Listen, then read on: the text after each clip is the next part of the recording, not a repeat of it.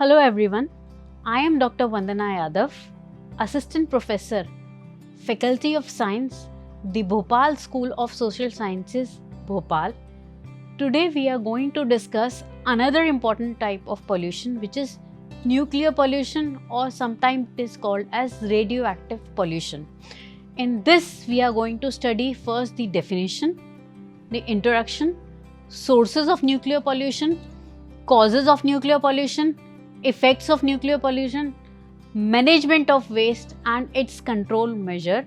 So let's start with nuclear pollution. Now, one of the most important and dangerous type of pollution is nuclear pollution.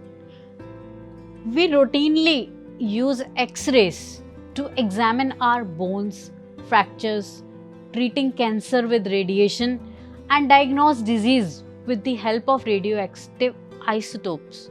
About 17% of our electrical energy is generated around the world using nuclear power plants. So, what we can say is radioactive substances are regularly being used in various industries, whether for generating electricity, whether for nuclear weapon purpose or any purpose. So, when these radioactive substances they are released in the environment or either dispersed or get concentrated in the living organism through the food chain, they can cause radioactive pollution. Now, how are these getting accumulated in the environment? So, we have some naturally occurring radioactive isotopes and some significant amount of radioactive isotopes are being generated by the human activity, like manufacturing of nuclear weapons, operating nuclear power plants, atom bomb testing. These are all human activity which are producing radioactive isotopes. Now, these nuclear hazards, they are either initial or residual. Like initial effect means immediate area, that if nuclear bomb or radioactive isotope is used in this place, then this is the immediate area of its effect. So they have immediate area of explosion and are causing immediate hazard to the living beings and the surrounding. Whereas the residual effect is concerned, residual effects can last for days or years or may even cause death. So the principal initial effect are blast and radiation. Now, what are the major sources of nuclear pollution?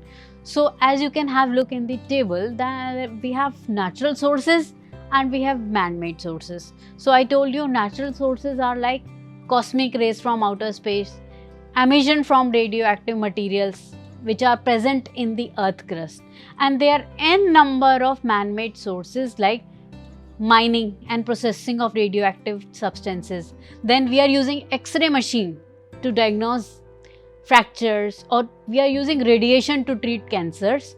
So n number of activities are there which are done by the human being and which are the man-made source of nuclear pollution. Now, major causes of nuclear pollution, if I just list the important types, number one is nuclear power plant, number two is nuclear experiments done by our scientists, nuclear accidents due to nuclear experiments, and nuclear weapons which are being used for war purpose. So these are some of the major causes of nuclear pollution which are causing hazard to the human life.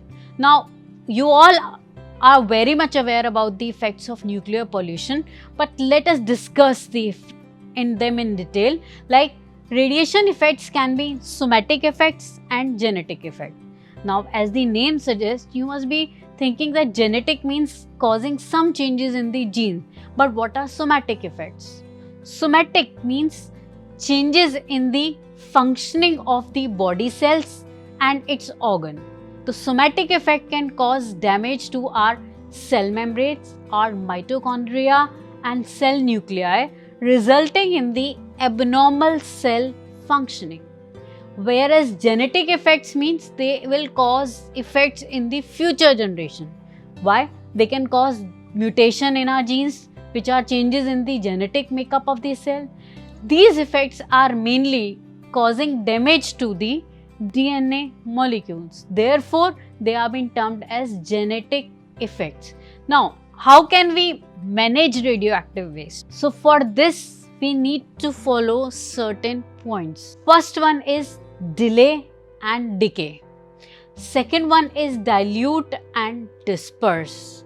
And third one is concentrate and contain. So, what is delay and decay? Delay and decay means the radioactive waste which comes out from the nuclear reactor, it should be stored or it is allowed to decay naturally in the closed drums. So, there it will decay, but it will decay on its own. So, first measure is delay and decay. Second one is dilute and disperse.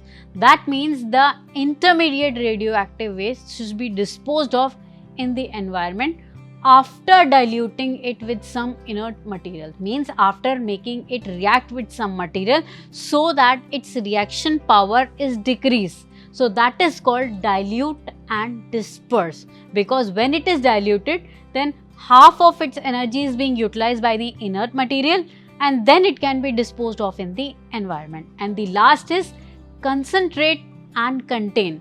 See, nowadays small quantity of high activity waste are converted into solids such as concentrate, and then it is buried in underground sea. So third measure is we should concentrate and contain. With these three proposed ways, we can manage the radioactive waste. Now these are certain methods by which we can control it. But though radioactive waste is generated, so how we can control it? First one is, as you all know, nuclear waste is generated in our lab. That is not in every lab but in specific lab. So laboratory generated nuclear waste should be disposed of by a proper scientific maintenance.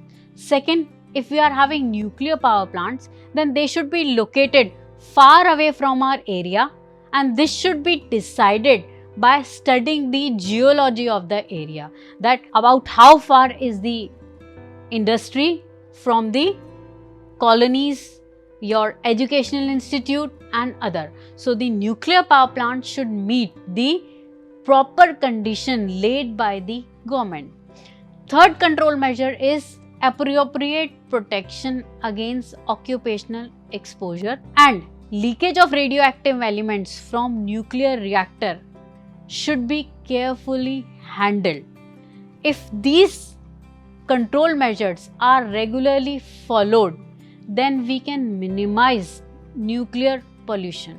One more thing we can do is, unless absolutely necessary, we should not regularly go for X-rays, because X-rays when done in the medical labs, they are also causing harm to our body. So until and unless, it is very much important, avoid it as much as possible.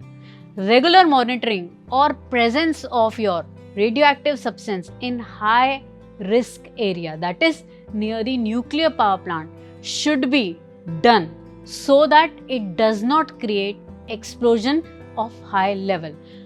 So with this we can say that nuclear pollution is hazardous, but if we take proper measures to control it, to properly dispose of its waste, we can minimize nuclear pollution. So you must be now aware about the nuclear pollution, its effect and how we can control it. In the next lecture, we are going to discuss waste management. Till then, keep watching. Thank you.